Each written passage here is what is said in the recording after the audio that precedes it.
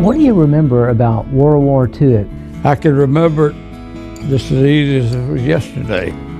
The day of Pearl Harbor was a Sunday. We heard the newsboys shouting, "Pearl Harbor attacked." I remember the fear. Well, we just were astounded. I remember my dad talking to us and explaining to us exactly what had happened. We said, oh, it's not so, but it was. My mother and my little brother and I were with my aunt and uncle, and we were on the road to Lottie to look for pecans and heard it over the radio on the car. And of course, we were just stunned. December 7th, 1941, at the old stadium, they were having a rodeo. And I attended the rodeo. When I got back to my aunt's house with my grandmother, my dad was there, my mother, the whole family. And we would pick up on their radio because everybody didn't have a radio. We didn't have one. And then everybody listened the next to President Roosevelt's giving the address about the Japanese Empire bombing us at Pearl Harbor. Sunday was the big day for church. Well, and I think Baptists thought that you didn't go to the movie on Sunday. And, you know, I think we that's did. where you were when Pearl Harbor came, as a matter of fact. When we came out of the movie on Forsyth Street downtown there was an extra. I guess it was the Times-Union, and there was an extra which announced the fact that Pearl Harbor had been attacked. We got into Model A with the paper and came back out to Springfield, you know, to see what was going on. Of course, nothing was going on. And we were all down in the theaters. The Florida Theater, the Imperial, the Empress, all there along together. They were just milling soldiers, and they were lined up by the phones. And we said, what's going on? And they were calling the base to see if they needed to report back. And of course, they were all told, get back here right now. That's how we all heard that Pearl Harbor had happened. I wanted to go to war. I joined the Navy early, and I didn't even shave hardly. Went to boot camp. Before I could get out of boot camp, the war was over. Because I felt like I'd been cheated. Did it seem glamorous to you? Yeah.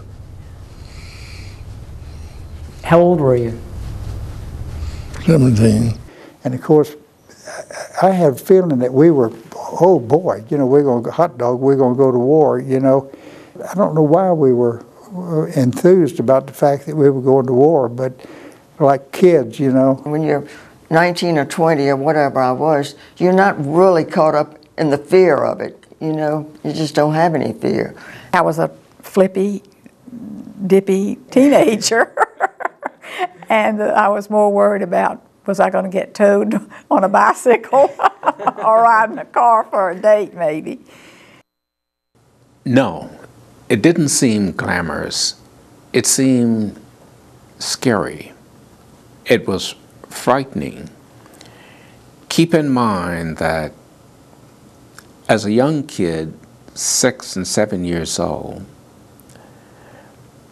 we heard sirens that went off when there were air raids. There was a fear that there were German U-boats off the coast out here in the Atlantic Ocean, and that enemy planes were flying over, and that if you didn't turn off all the lights in the city and cover the windows, that these airplanes, the pilots in these planes could see these lights and they would drop the bombs on your home. I mean, this was what we grew up with during that time. The beach particularly was blacked out. We had little house parties at friends' houses on the ocean, and they had to have blackout curtains. A party in the dark, what was that? Well, you know, it was an adventure, sort of. You know, we didn't realize the seriousness of it. It was just a new dimension to how our life was. So what did you do for entertainment? Listen to the radio, talk. You know, people used to kind of talk and entertain themselves and not look at the idiot box. They had the rationing of gasoline, food, butter, meat, and sugar. Well, a lot of things had to be rationed because they needed them for the war effort. And shoes. Shoes were, non-rationed shoes were made out of cardboard and fabrics. They wore out rather quickly, but at least you had a pair of shoes. And all the nylon was going into parachutes and that sort of thing. So ladies back in those days would draw a line with an eyebrow pencil up the back of their leg to pretend like make them look like they had on stockings. People were encouraged to flatten tin cans and put them in a certain bin so that they could be picked up to be recycled for the war effort. It was a tool that they used to make you aware that there was a war going on. It was a different sensation than what I think people feel now. The war is something foreign to people. It's something that happens to somebody else, and it's way over there. We were made to feel as if it was upon us. And we were busy rolling bandages for the Red Cross. Let's see, I was a nurse's aide at St. Vincent's. Then they had a motor corps that I joined. We drove a city bus. And we would go out to the Naval Air Station, to the hospital, and pick up a busload of patients that were ambulatory. They could go to the beach. You met the soldiers? Oh, yeah. Mm-hmm. And what were they like? Real cute. I can't tell you what attractive young men they were. And all the Jacksonville girls went out with them, and most of us ended up either becoming engaged to them and a lot of them marrying them. It was great fun, let me tell you. It was great fun. I mean, you were always getting called, will you go out with so-and-so? Woo! And I can remember so many of them. And I remember the first 5 I met, and it's just awful, were all killed not long after that in the Pacific. When Uncle Jim and I walked down East Monroe Street, he said, "Louis, this will probably be the last time I'll ever see you."